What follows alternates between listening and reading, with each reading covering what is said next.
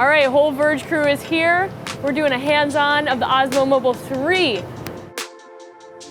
A big thought in my mind when I get a new product is, who is this for?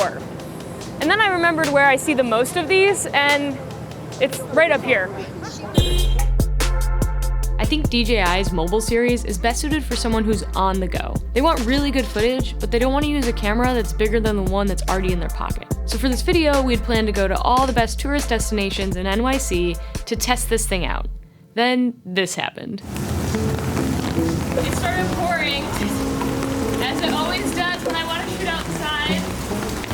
So we're going inside. All right, totally aborted that plan. This is the DJI Osmo Mobile 3, and it's third in line of stabilizers made for your phone by DJI.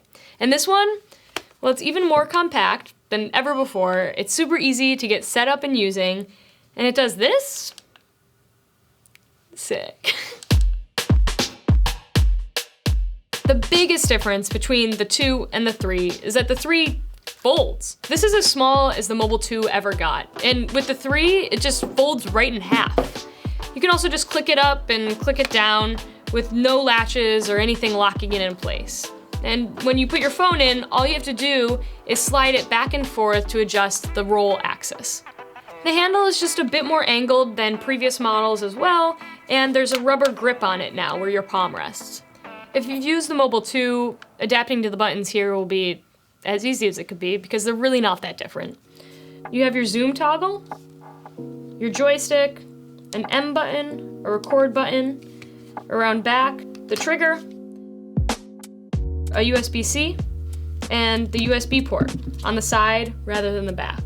Speaking of USB, a great feature that the 3 has that the 2 doesn't is now you can have your phone charging or plugged into anything on its accessory port and also be in landscape mode. On the 2, if you were in landscape mode, that meant the bottom of your phone was resting against the gimbal itself. A lot of the changes come in software and in the DJI Mimo app. What you'll see there is Active Track 3.0, a gesture control feature, sport mode, and then some weird creative shooting modes, including fashion mode. The gesture control feature was more fun than I thought. By flashing a peace sign, the app started filming and enabled Active Track on me. It flashes to let you know it found you, and then again when it starts recording.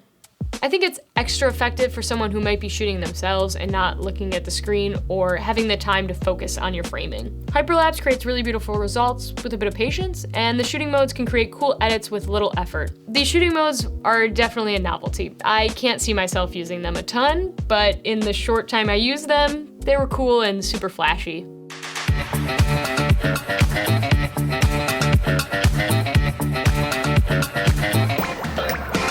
Oh my gosh, so weird. My favorite feature added though was the sport mode. It just creates a super reactive gimbal. So if you're following someone that's moving quickly, or you're following like a sporting event, or you're running, honestly, this gimbal can kick up the speed. The biggest upgrade across the board though is being able to switch from portrait mode to landscape mode with a double tap of the M button.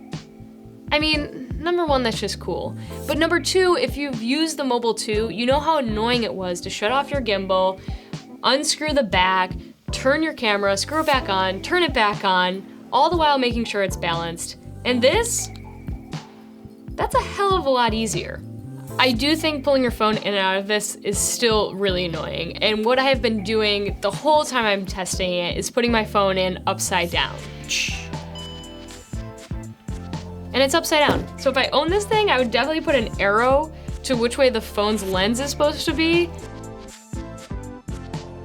Overall, the footage looks super stable when you're looking at it on a small screen, such as your phone. Once you blow it up, you start to notice small jitters and a sort of sway to the footage. You also have to be mindful of the bop that your hand naturally creates when you walk. Hopefully over time, I would learn to be more mindful of that, but in the short time that I used the Osmo Mobile 3, that bop was very apparent.